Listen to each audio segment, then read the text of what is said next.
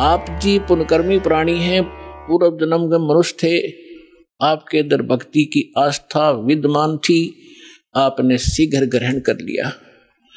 और जो आपके घरों में अब संतान आएंगी वो भगवान के कोटे से आएंगी, बहुत अच्छी होंगी, उनकी तो आपने भविष्य की चिंता करने की जरूरत नहीं रहेगी। और जो अन्य प्राणी हैं वर्तमान के अंदर हैं, वो जो ऐसे हैं जो पूर्व जन्म के भक्त मनुष्य थे वो शीघ्र आ जाएंगे, और जो कागभूषण जैसे होंगे उनका भी तरीका अपनाया परमात्मा ने। क्या होगा, एक घर में तीनों ने दीक्षा ले ली, एक नहीं लेता, ठीक है, तो वो कागभूषण की श्रेणी का है। अब उसके लिए मालिक ने क्या दया करी है, घर में आरती चलेगी, कोई मंत्र करे इधर बैठ के, कोई कर रहा है इधर बैठ के, सत्संग चलेगा, ना चाहते हुए कभी देखा जरूर का, सुनेगा, बैठ के वैसे बैठा लेंगे, बैठता जा तू नाम मत लिए तो सुनेगा, तो कभी ना कभी उसके भी कागभूषण की तरह इच्छा बनेगी, उसके पाप नरमावेंगे। क्योंकि भगवान की कुछ ऐसे संस्कार होते हैं, ऐसे पाप होते हैं जो ज्ञान यज्ञ से ही समाप्त होते हैं। अब कुछ ऐसे पाप होते हैं जो प्रणाम यज्ञ से समाप्त होते हैं। जैसे कपड़ा मैला हो गया, सिंपली कोई धूल मिट्टी लगी है, झटका दिया, निर्मल हुआ।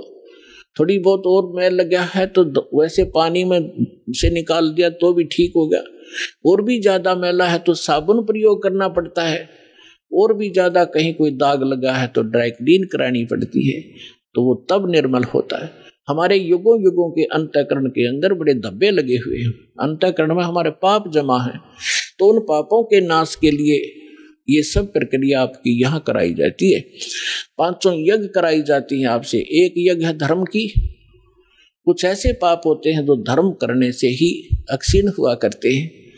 एक यज्ञ है धर्म की, दूसरी यज्ञ है ध्यान, परमात्मा का चिंतन, मीन ध्यान, उसकी कसक बने, उसकी एक न्यारी आपको याद बनी रहे, उसको ध्यान कहते।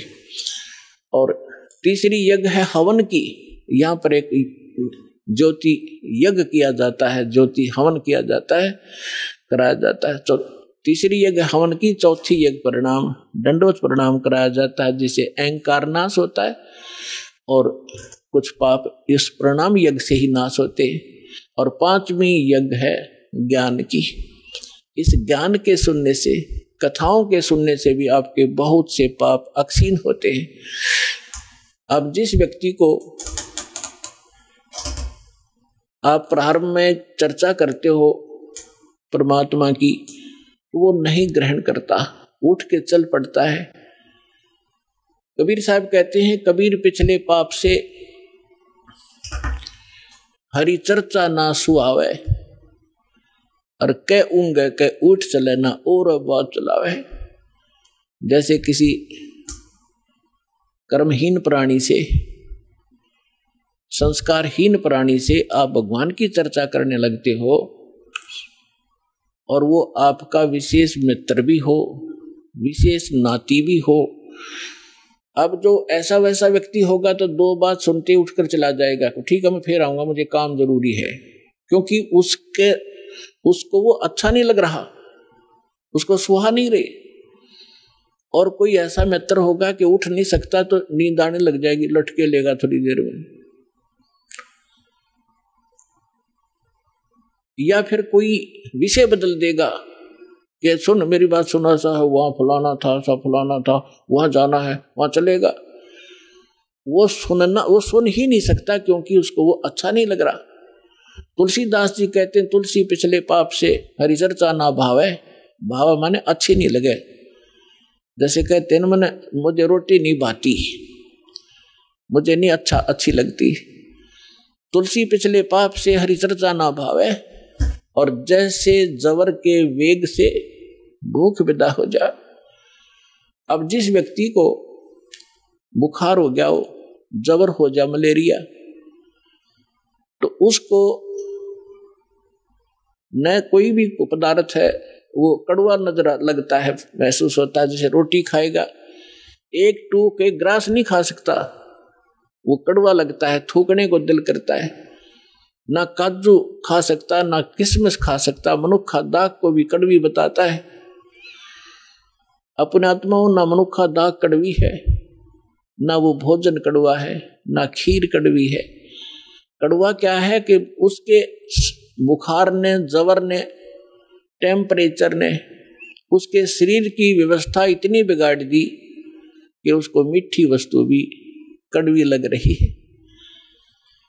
अब उसका ट्रीटमेंट क्या है, उसका विकल्प क्या है कि उस मलेरिया बुखार को नरम करना पड़ेगा। बुखार उतरे बिना वस्तु स्वादिष्ट लगे नहीं। अब रोटी कड़वी लग रही है, मनुखा दाख कड़वी लग रही है, तो उसका ट्रीटमेंट क्या है? कड़वी गोली ही खानी पड़ेगी कुनीन की, और ना चाहते भी खानी पड़ेंगी। और उनके खाने से फिर वो जबर ठीक होगा।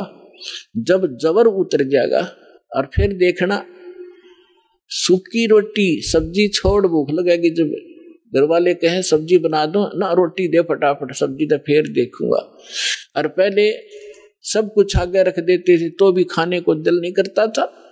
ठीक इसी प्रकार जो प्रथम बार जिसके ऊपर परमात्मा रजा बख्शते हैं किसी भी कारण से, किसी के माध्यम से सत्संग सुनाने की, तो वो ऐसा व्यक्ति जिसके पिछले पाप कर्म घने बढ़े हुए हैं, तो उसकी आत्मा के अंदर उस जबर के कारण उस मीठी वस्तु परमात्मा की चर्चा ग्रहण करने का वो व्यवस्था नहीं है, वो खराब हो चुकी है।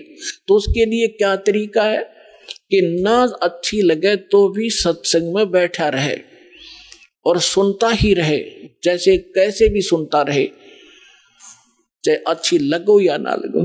तो उस परमात्मा के वचन में, परमात्मा की वाणी में इतनी शक्ति है कि वो ना सुने, चाहे वहां वैसे बैठा रहे, और चाहे वो सो भी जा, जहाँ आरती चल रही हो, बाल जैसे कोई लेट गया, नींद आ गई, चलो लेट जा, सत्संग चल रहा है तो बैठ गया, बैठा रहे, चाहे कुछ भी सोचता रहे, ना सुने, चाहे दूसरे कमरे में बैठ जाए लेकिन कानों में ये सुनती हो, तो वहां भी असर करेगी ये वाणी। उसके शरीर के पाप को, अंतःकरण के वो पाप कट जाएंगे जो ज्ञान यज्ञ से कटने होते हैं। अब जैसे एक पहले क्या होता था, सभी उपचार आध्यात्मिक तरीके से होते थे। वो भक्ति तो उनके पास थी नहीं, साधु संतों के पास। जनता में खाना रोटी प्राप्त करने के लिए वो क्या करते थे, कोई जंतर मंत्र सिद्ध कर लेते थे। कोई तो सांप का, सर्प का जहर उतारने का मंत्र सिद्ध कर लिया, किसी ने बिच्छू आदि का जो जहर विष उतारने का मंत्र सिद्ध कर लिया, किसी ने कोई जाड़ जोड़ झाड़न का मंत्र सिद्ध कर लिया। ये कोई मोक्ष मार्ग तो नहीं था उनके पास, पर ऐसे सिद्धि कर लेते थे। तो जैसे एक सर्प का विष उतारने वाला व्यक्ति एक मंत्र सिद्ध कर लेता है, और जिसको सर्प ने डस रखा है वो अचेत पड़ा है, बेहोश पड़ा है, और वो जो सर्प का विष उतारने वाला व्यक्ति एक मंत्र बुदबुदाता है, बोलता है, वो अचेत व्यक्ति ना उसको सुन पा रहा है ना समझ पा रहा है, और तो भी वो अपना काम कर रहा है, उसके विष को उतार देता है। वो व्यक्ति सचेत हो जाता है, उसका जीवन दान हो जाता है। ठीक इसी प्रकार परमेश्वर की जो अमर वाणी है कबीर साहब और गरीबदास जी की, और उन महापुरुषों की जिनको भगवान मिले हैं, उनकी वाणी सब सिद्ध होती है, उसको सिद्धि करने की आवश्यकता नहीं होती। और उस वाणी का उच्चारण जहां भी हो रहा हो, वहां चींटी पर भी, पशु पक्षियों पर भी, पेड़ पौधों पर भी उनका असर हो रहा है। वो दूसरी बात है कि उनके वो धीरे धीरे असर होगा, पेड़ पौधों पर बहुत देर में होगा, पशु पक्षियों पर उनसे शीघ्र होगा, और मनुष्य पर पशु पक्षियों से भी शीघ्र होगा उसका। और उसके बाद फिर वो जो व्यक्ति टर्न वाइज मनुष्य जीवन प्राप्त है, उनको भी परमात्मा इस विधि से अब अपने चरणों में